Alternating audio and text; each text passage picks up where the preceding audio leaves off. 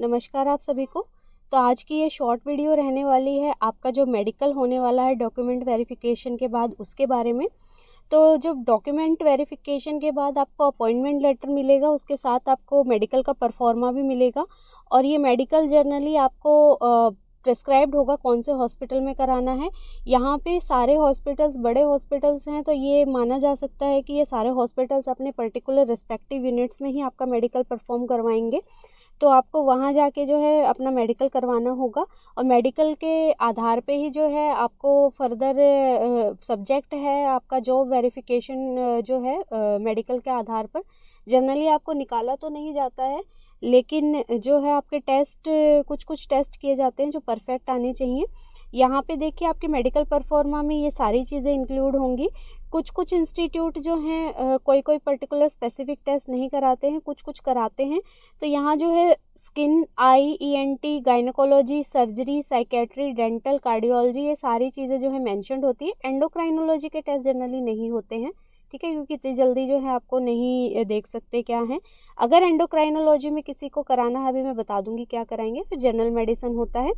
Skin अगर पहले आपको हर एक ओपीडी में जाने के लिए बोलते हैं। सबसे पहले जो होता है वो आपके एंथ्रोपोमेट्रिक मेजरमेंट्स होते हैं, जिसमें आपका height, weight, BP, chest circumference किसी केसेस में होता है, यहाँ आपका चेस्ट सरकमफ्रेंस नहीं होगा, ठीक है। बीपी में अगर आपका बीपी इंक्रीज्ड है या डिक्रीज्ड है तो दोनों ही केस में जो है आपको मॉनिटर किया जाएगा, आपका रीशेड्यूल करके बीपी मॉनिटर किया जाएगा। तो टेंशन वेंशन की लेने की ज़रूरत नहीं है, क्योंकि वहाँ पे बीपी फ्लक्चुएट कर सकता है।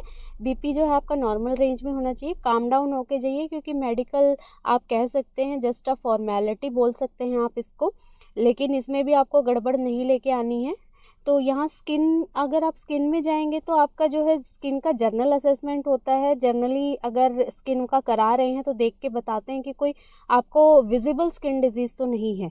आई में जो है, आई में आपसे स्नेलेंस चार्ट जो पढ़वाएंगे, ठीक है, जहाँ पे आपकी विजुअल एक्यूटी चेक की जाएगी। और ये अगर चश्मा लगाते हैं या नहीं लगाते हैं, विद और विदाउट स्पेक्स, चाहे आप चश्मा लगाते हैं या नहीं लगाते हैं, आपकी 6/6 होनी चाहिए। अगर चश्मे के साथ भी आप पूरा पढ़ पा रहे हैं देन इट इज़ ओके। अगर आप बिना चश्मा पढ़ पा रहे हैं then it is also okay. तो आपकी आई चेकअप होती है। ईएनटी में आपका हियरिंग के लिए देखते हैं।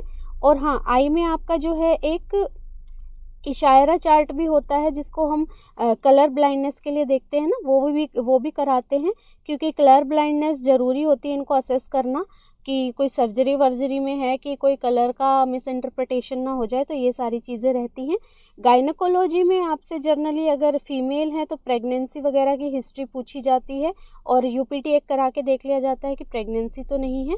अगर सर्जिकल ओपीडी में भेज रहे हैं तो सर्जन जो है जनरली नोड्यूल्स वगैरह के लिए, प्रोमिनेंट एरिया में नोड्यूल्स वगैरह के लिए असेस कर सकते हैं। कई हॉस्पिटल सर्जरी वाले नहीं भी कराते हैं।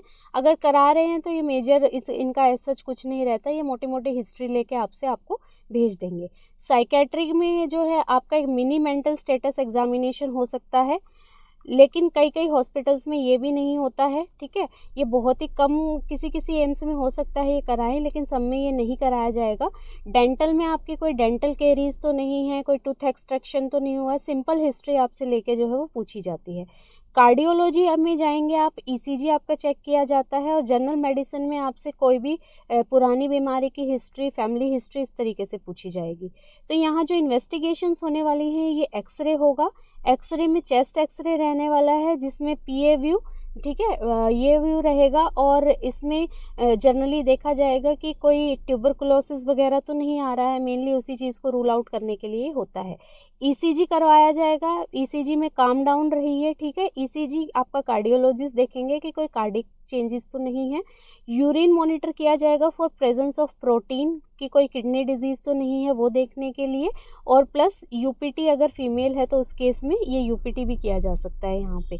और सीबीसी में तो सब कुछ ही आ जाता है। कंप्लीट ब्लड काउंट आपका होगा।